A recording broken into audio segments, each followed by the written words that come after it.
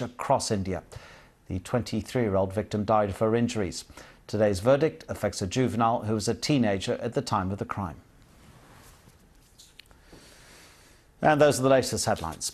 Time now for Our World, and this week there's an uncompromising look at the rise of Buddhist nationalism in Myanmar and the extremist views of one of the movement's leading figures. The programme contains scenes of violence and use of language which some viewers may find disturbing. After decades of dictatorship, Myanmar is now on the road to greater democracy. But with newfound freedoms, the country previously known as Burma has seen the bloody settling of old scores. An aggressive nationalist movement is on the rise. Its target, the small Muslim minority.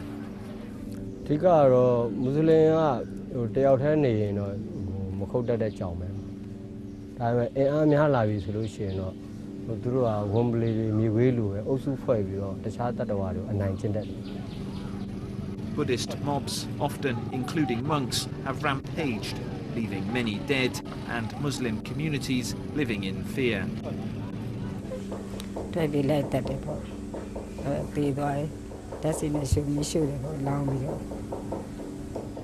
I'm Jonah Fisher, and in this Our World, I'm going to be finding out how monks from Myanmar, or Burma as it used to be known, have come to be associated with waves of religious violence.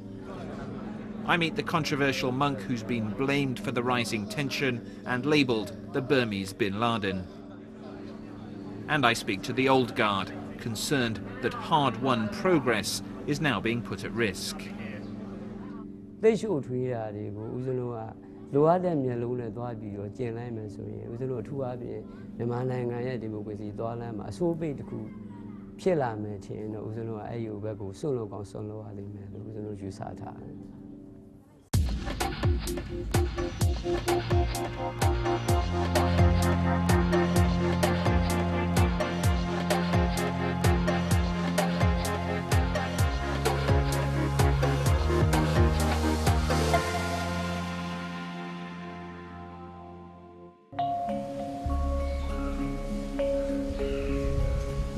This is Mandalay, in central Myanmar,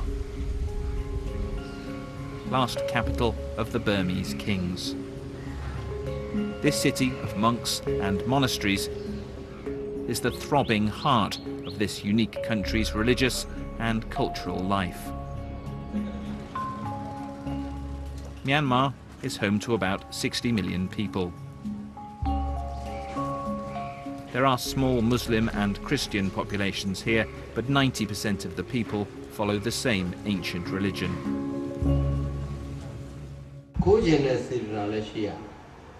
In a classroom at one of Mandalay's most famous monasteries, a teacher is at work.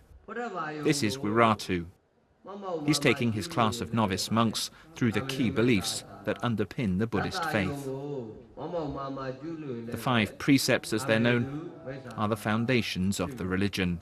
They prohibit killing, stealing, lying, drinking alcohol, and today's lesson, sexual misconduct.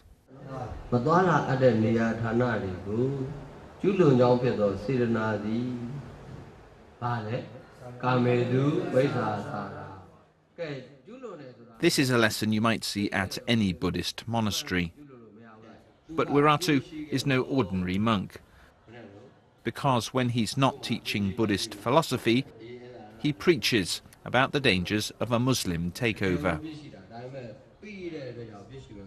In the last year, Wirathu has become the most controversial Buddhist in this country, quite possibly the world. This one is of Rakhine State. Yes. As we look around the monastery, Wirathu shows me some posters outside his classroom. They show the victims of violent clashes between Buddhists and Muslims. These were the scenes in western Myanmar last year.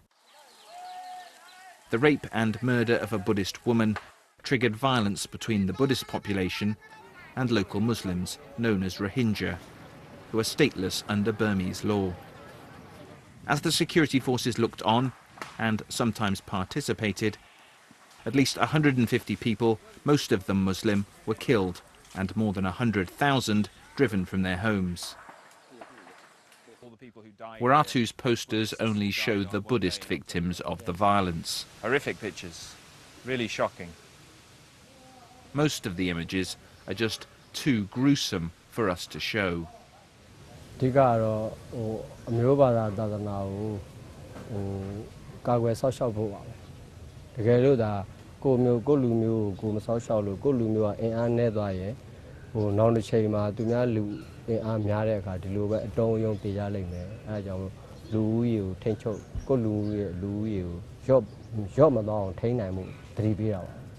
And what about this poster? As we talked, young monks came out of the buildings to watch. Whether suspicious or just curious, every time we spoke to Wirathu, we too were being filmed.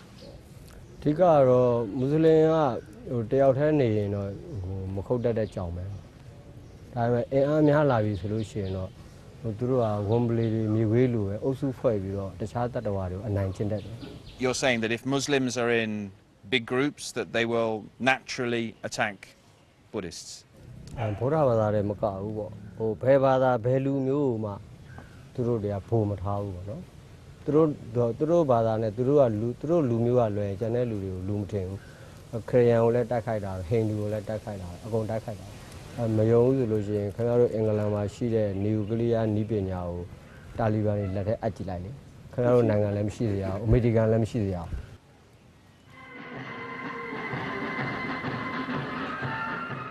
In the last 2 years, Myanmar has changed fast. From being one of the world's most repressive dictatorships, it's now making strides towards democracy. Political prisoners have been released, and the most famous of them all, Aung San Suu Kyi, sits in parliament with ambitions to become president. But transition has also brought uncertainty and a chance to settle old scores. Like many monks, Wirathu's life has been dedicated to the study of Buddhism. Aged just 13 and against his parents' wishes, he left home to study and live a religious life. Wirathu's anti-Muslim views have changed little since he first came to prominence more than a decade ago. Then his hate speech was blamed for inciting religious riots, and he ended up in jail. Now that he's been released, Wirathu is free to preach wherever he wants. The contents of this sermon are familiar. Buddhist parables mixed with warnings about the minority Muslim population.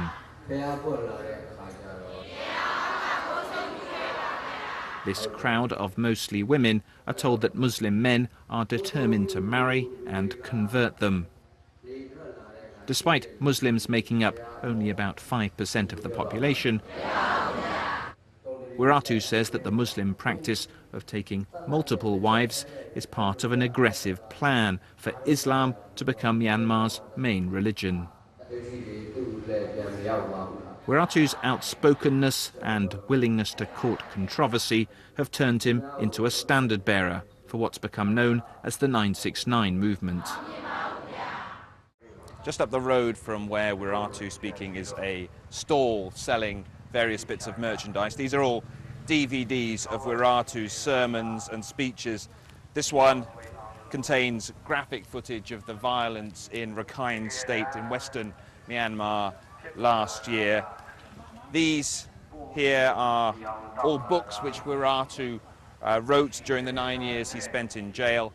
And these here are the stickers of the 969 movement. Now these are the stickers which are put on Buddhist businesses, Buddhist taxis, to denote the fact that they are Buddhist and to encourage people to use them instead of Muslim shops.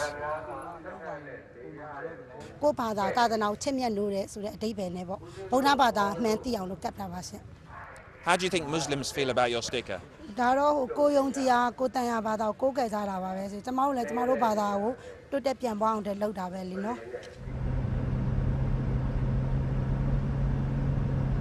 As news of the clashes in the West has spread, anti-Muslim sentiment has risen in other parts of the country.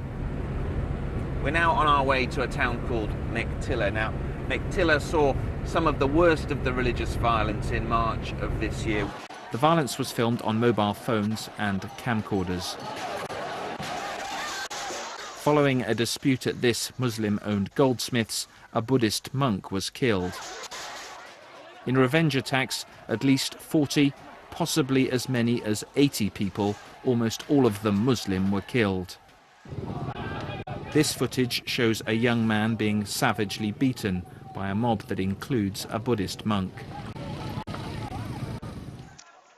Whether overwhelmed or just unwilling, the police did not step in to stop Muslims being attacked.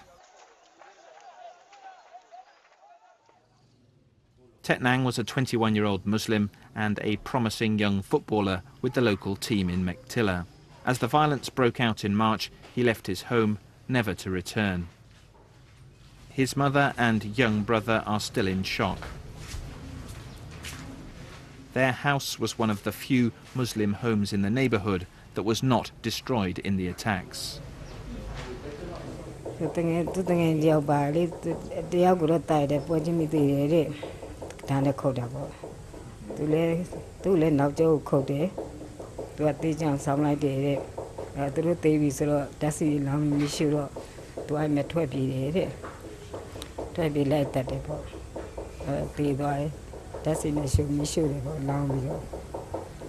Tet Nang's body was burnt beyond recognition.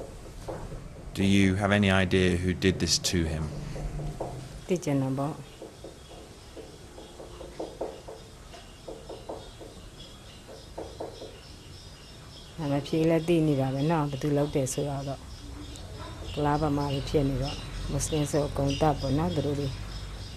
I asked Chi Chi who she blamed for the death of her son.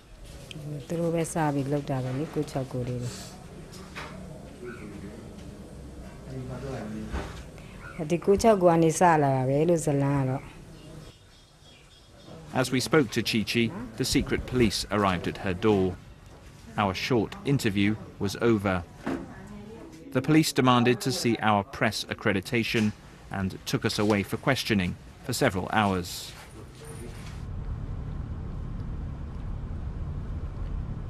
Driving through Mektila, I was shocked at the scale of the damage from the March attacks. Shops, homes, businesses, whole streets destroyed by Buddhist mobs. Those Muslims who remain live in fear of more attacks. I met up with a Muslim lawyer. Ong Tain didn't want to be seen talking to me on the street, so from the back of our vehicle he showed me around town. How many of the Muslim shops and businesses in Mektila were destroyed? About 1,000 over. More than 1,000 shops? This is the Tiri Mingala Mosque being burnt and looted as police look on. All but one of Mektila's 13 mosques were vandalized and shut down in the March attacks. Ong Tain told me that he believed the local authorities were trying to stop displaced Muslims returning and picking up their lives.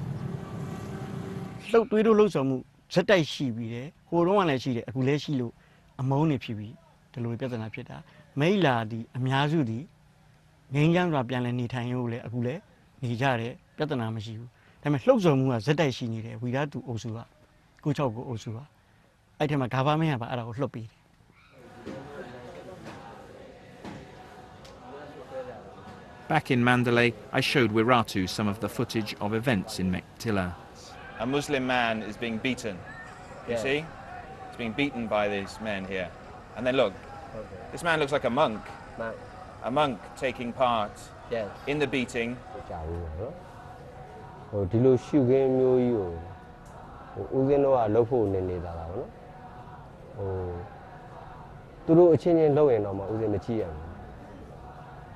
But when you see this, do you not think that what you are preaching may be contributing to tensions erupting like this?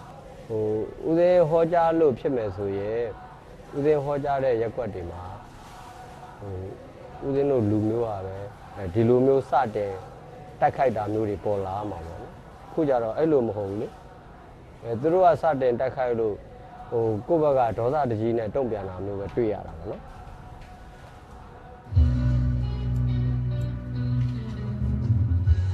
Tucked away in a back room of the monastery is Wirathu's communication centre.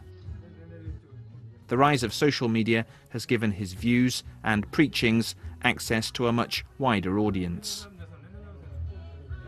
Here, Wirathu's media team upload his sermons to YouTube and constantly update his Facebook page. It looks high-tech, but the way it works is in fact rather old-fashioned. Wirathu writes his updates by hand and then passes them over for the team to type in.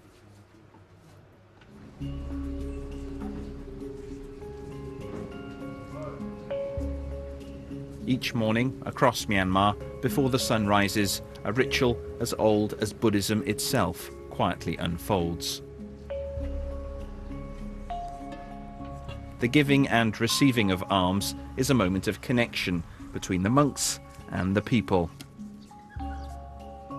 Sustenance for the monks, and for the people, a chance to gain merit and the hope that they will be rewarded in later life.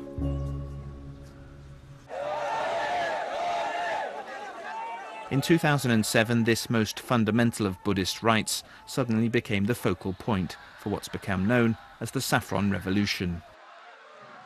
Demonstrations over price rises escalated into broader anti-government protests. For days, monks marched through Myanmar's cities and towns, defiantly refusing the arms offered by the military. The world hailed their brave resistance. Then a brutal crackdown put the regime's thuggish nature once again on show. Kailas Sar was one of the leaders of the Saffron Revolution. He showed me his prison papers, which state that he was sentenced to 39 years in jail. Then, last January, after 6 years of torture and mistreatment, he was released in the same prisoner amnesty that freed Wirathu.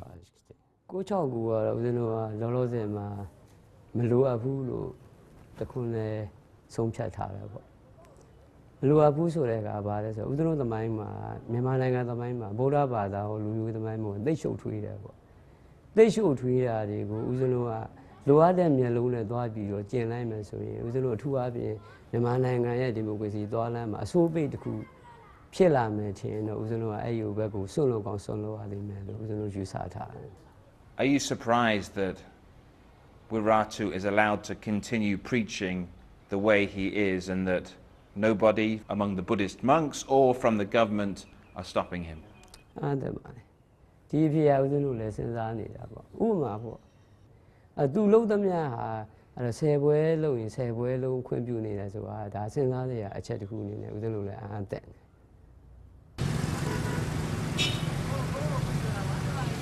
In fact, Myanmar's government not only permits Wirathu to preach, they actively endorse him. In June, President Thein Sein took the unusual step of issuing a press release supporting Wirathu and the 969 movement and calling him a son of Buddha.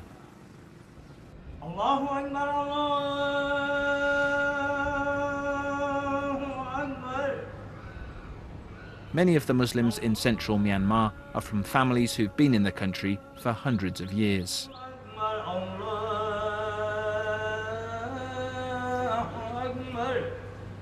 They include descendants of traders, sailors and workers brought here during the British colonial period, who intermarried and adopted local traditions.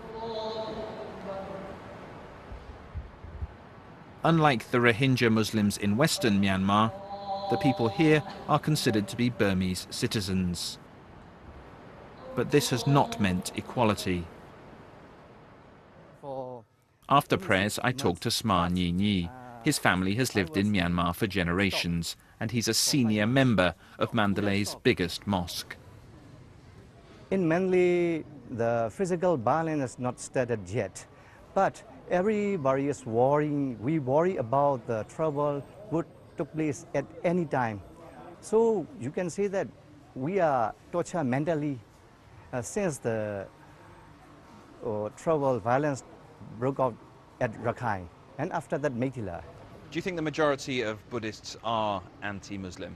No, I don't think so. I believe that majority of the Buddhists, they never hate Muslims, but the trouble is they daren't speak out their opinion. Why is this violence happening now? Now, everybody is talking about the violence of the Buddhists and Muslims. Somebody is controlling behind it.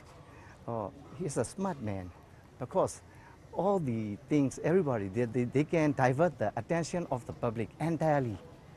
So you're saying the government is letting Wirathu 969 movement get on with I it? don't want to accuse the government, but some of the higher authority, I don't want to accuse, because I want to speak to you frankly, it is a little dangerous to accuse the government, so I don't want to accuse. The charismatic standard bearer of the 969 movement is a frequent flyer. Top of his agenda this week is a vital meeting with fellow monks in Myanmar's biggest city, Yangon. Western journalists have labelled Wirathu the Burmese bin Laden, and Time magazine has called him the face of Buddhist terror.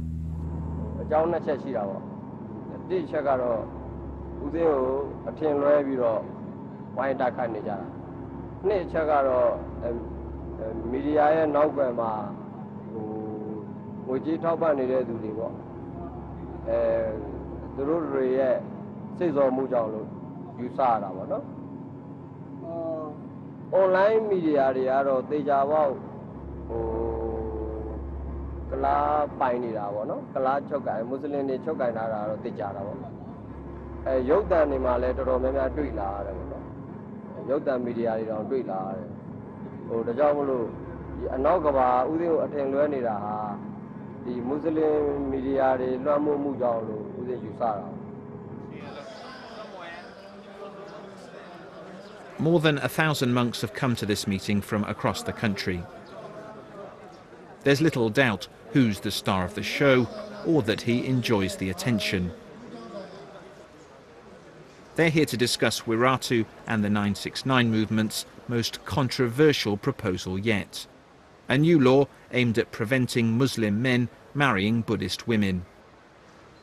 It's been widely criticised as both sexist and racist. To the horror of the Muslim community, a petition supporting the proposed law has already gathered more than 2 million signatures. The key moment in the meeting came when Sitagu, one of Myanmar's richest and most powerful monks, took the floor.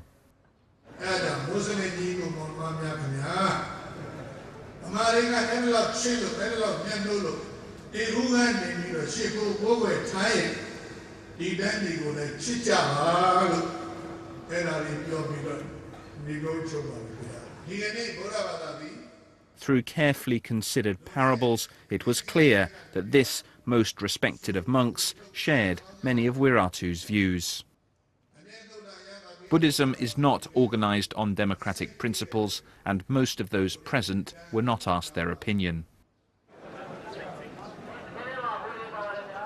Shortly after the meeting closed, a panel of senior monks announced that the marriage law would be recommended to Myanmar's parliament.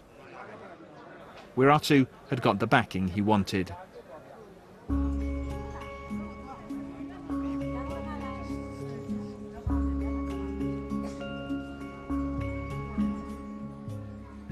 When I first started work on this film, I thought I'd discover that Wirathu is a fringe figure here. But it's clear from everyone I've spoken to and talked to that he's much more than that. He has the backing of many, if not most, of the monks. The president has very publicly backed him. And despite his hateful and intolerant message, a significant part of Myanmar's Burmese Buddhist population seem to be supporting him too.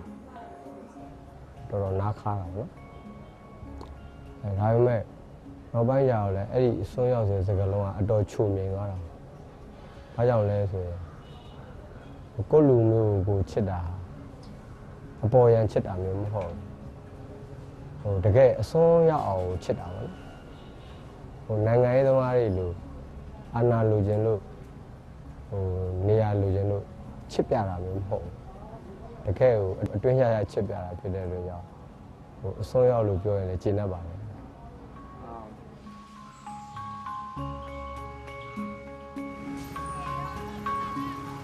Myanmar is changing. There's an excitement in the air and a feeling that for many, things are at last moving in the right direction. This is a country on a journey, but the destination is as yet unclear. It's by no means certain that the people of Myanmar, having endured decades of dictatorship, will all share equally in the benefits of the country's newfound freedom. How Myanmar treats its minorities could well be the defining question of this new and more democratic era.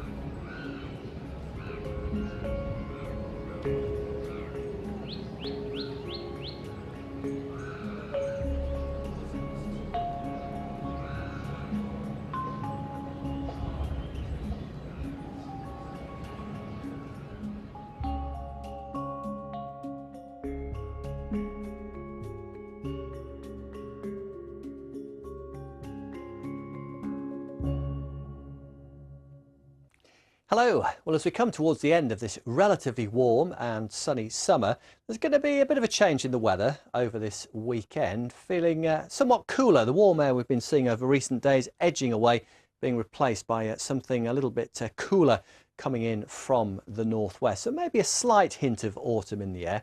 Definitely feeling cooler and fresher in a northwesterly breeze, but still a fair bit of fine weather around as well. Most places, in fact, staying dry for much of the weekend. But there will be quite a brisk western northwesterly wind blowing through. That'll bring in some showers to northwestern areas, particularly northwest Scotland. The odd one maybe getting down into Northern Ireland, northwest England too. Best of sunshine definitely across southern areas. Many southern counties of England, for example, could stay sunny all the way through the day. But even with the sunshine, just about getting up to maybe 20, 21 degrees. And that's, well, 4 or 5 degrees down on what we've seen over recent days. Elsewhere, we're talking about the mid to high teens at the very best. Still a fair amount of brightness around through the afternoon, but a brisk northwesterly wind. And that will actually bring in some more persistent rain for a time to those northwestern parts of Scotland. But eastern Scotland still hang on some dry weather, and those showers will tend to ease away for a time overnight. Quite a bit of cloud around through Saturday night across Scotland and Northern Ireland. Much clearer skies across the bulk of England and Wales, and that will allow temperatures to fall away. 9, 10, 11 degrees the low in larger towns and cities, but in rural parts dropping somewhat lower, getting well down into single figures. So a rather fresh start, I think, to Sunday for many of us. Best of the dry and the bright weather across Wales, central and southern parts of England. Further north, Scotland, Northern Ireland, rather cloudy. Some rain for northwest Scotland still, and maybe the odd spot of rain for Cumbria too. Temperatures similar to those we're going to see on Saturday. But as we go into next week, looks like we will see some warmer weather returning to most parts of the UK, along with some dry conditions too, particularly again across England and Wales. Eastern Scotland faring reasonably well, but the western side of Scotland prone to some fairly persistent rain. Here temperatures mid to high teens at best, but you can see 22 degrees eastern Scotland, 22 or 23 across central and southern parts of England. And similar temperatures into Tuesday. Again, a dry story for most, away from the northwest of Scotland, and some sunny spells coming through from time to time as well.